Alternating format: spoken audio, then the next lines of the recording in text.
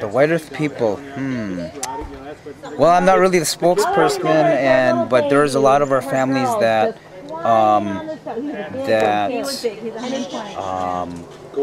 are in some sense traditional, meaning that they don't attend church and they don't practice that way, which is a good thing. Then you have a lot of the sanctions in White Earth that believe in Christianity and that way of life, and that's how they were raised. And so you might have a lot of elders there that believe in both, and so it might be a surprise to them if the group or the group leader at the time gave them a pinch of tobacco or a pack of tobacco and say, here, this is for you, because they'll know what it means. But the whole history of White Earth is really, really, I guess, phenomenal in some sense regarding, in White Earth, when they did all the land treaty things and when the government, if you look at the treaty sense and everything and how the treaty was set up and even the payments for the land for when only half-breeds could sell their land and all the down timber that was on that land. I mean, it gets really deep and whatnot, but so you had a lot of the half-breeds sell their land, and then at that time a lot of your little towns around the reservation, actually to the south and to the let's see, the west, Detroit Lakes, Monoman, and all the little towns in between there. They set up these little shabby towns with all these little trinkets, and so they said, well, these Indians are getting paid, so we might as well, keep them drunk, or, if they knew they were drinking, then we'll sell them all these little trinkets, and hey, you know what, they ain't gonna have no more money. So you take that historically, and then you take the trauma that's involved there, along with, feeling like, here I am a grandpa and I sold I'm a half-breed and I sold my land when I was 18, 19 years old, and I have nowhere to go now, and I don't have nothing left for my family, so there's some trauma there involved, and that's one aspect. The other aspect is the missionaries that came through, and they try to convert, the local Anishinaabe, if we had a sacred ceremony going on, the missionaries might go over there and say, to some of the people that weren't leaders of that ceremony, say, hey, you know what, that's really not the right way. We have the right way, so maybe you should come over here and check it out. Civilize our people, So, but anyways, with the money that's involved, anytime there's learning involved, and I see people of any background, if they can, when they come to our community, because White Earth is where I guess you want to say my genes, I was adopted out, go back to, is that if there's any type of learning involved that can enhance anybody's spiritual development, man, I'm all for it, even no matter what it is, and so as long as the heart's true and the mind is close to being as true as the heart can be, the White Earth people they'll love everybody, because everybody's good-natured, So one last question, I know you gotta go. So Paula and Ron asked me if I could come help up here in Cass Lake because the White Earth enrollees really needed some help. Yeah. And I went to my church and they said, Minnesota, we go to Africa and, Israel and all these foreign countries, third world countries. And they said, why do you need us to come up to Minnesota? And then now they're totally behind it and we've come up for 4 years. But it was just interesting. They didn't understand why there is need up here. And I don't know how you feel about that. Yeah, there's so many problems and so many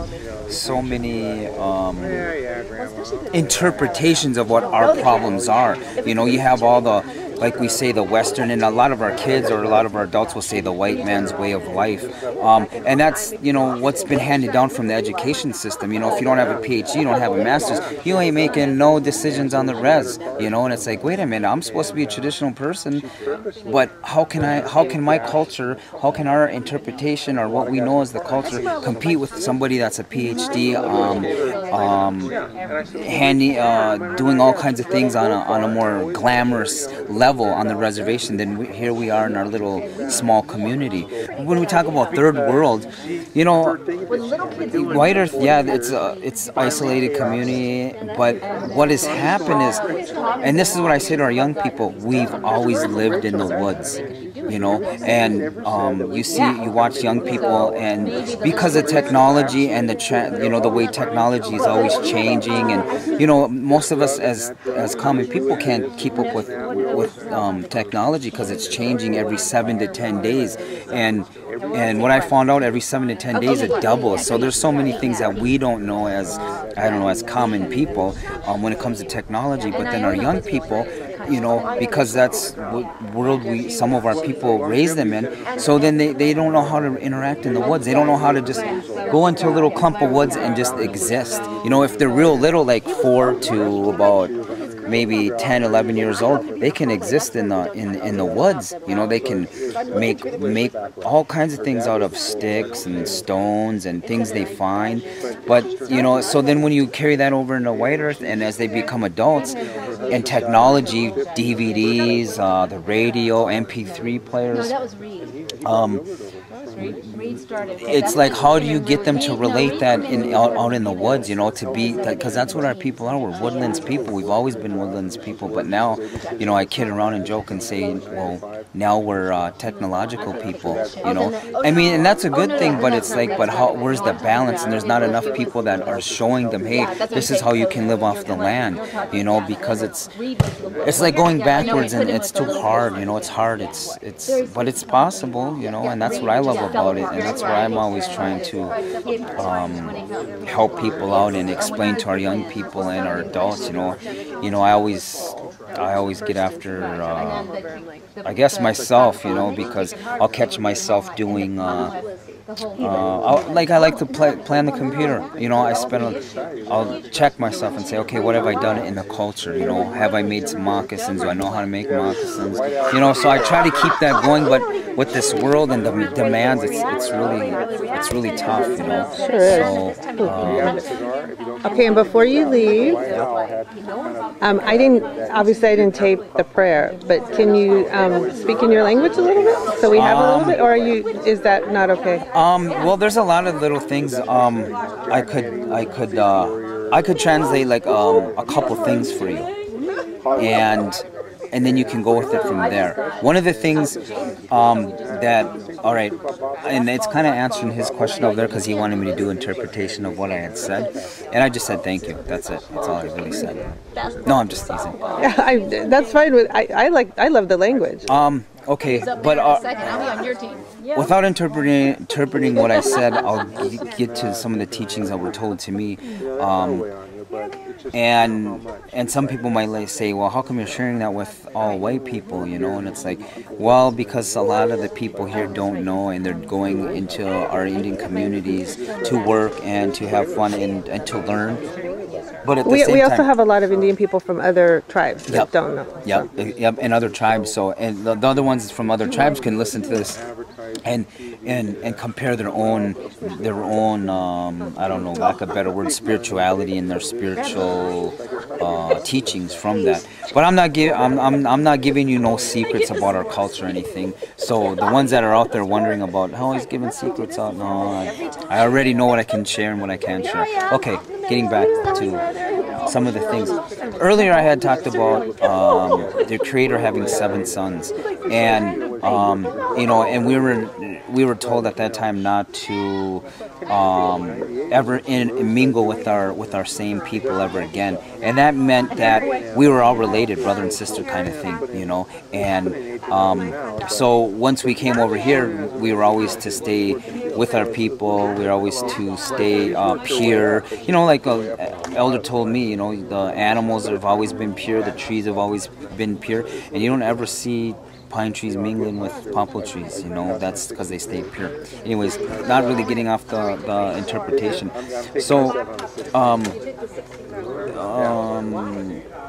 getting back to some of the things, like I said earlier, you know, like I was told by one of my aunts is that we never really called on God or the Great Spirit for direct help in something unless it was a dire emergency, and you know, if we were on our deathbed or something, because we have all these spirits that were put on the earth before us as human beings, and that's the ones that takes care of all the animals, all the ones that the water, the trees, and so on and so on. And so when we pray, you know, that's what we're doing is we're acknowledging them natural beings, them spiritual beings that are on the earth, and who are we to say as human beings that, you know, for example, the one that the spirit that takes care of all the plants on the earth, who are we to say that he doesn't go over to the other side in Europe and take care of those plants? You know, maybe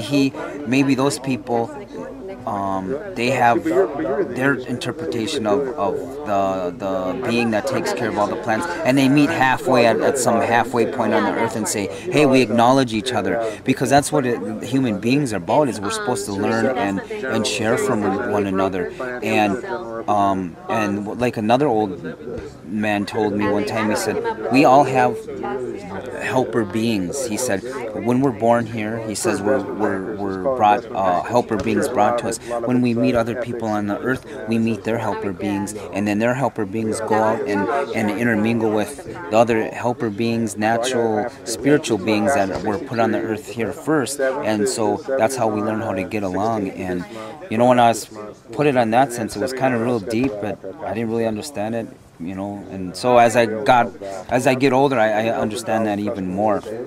But anyhow, so all these beings, you know, like I say, from the ones that take care of all the water on the earth, to the trees, to the ones that in the four directions, and the one that brings even here for us the snow. You know, that's what we're told, is we're to have respect, live in I guess in compliance with them. You know, not think that we're better than them or that we have power.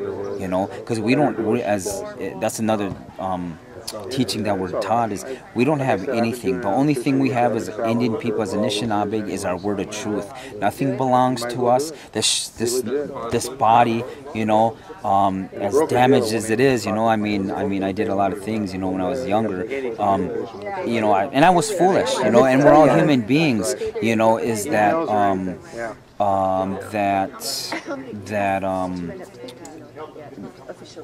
we're young and we're foolish, you know.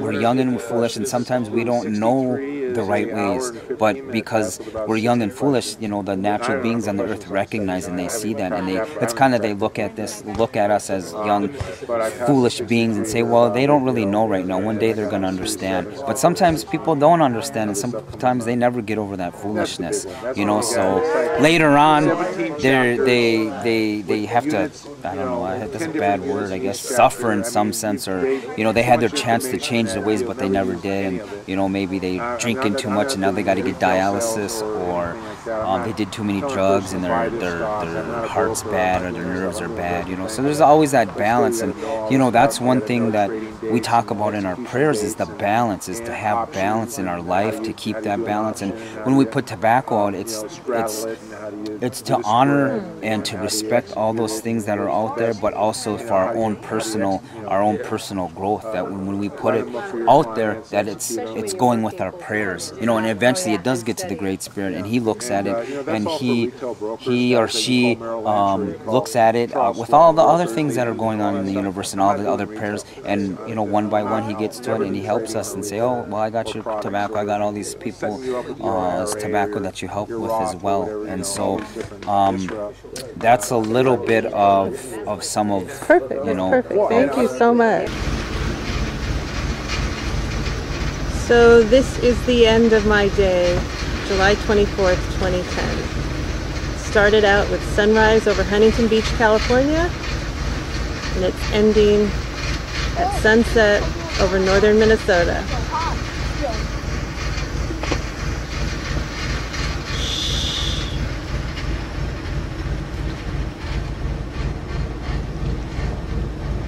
Ask Dad to turn the engine off. Chelsea, ask Daddy to turn the engine off.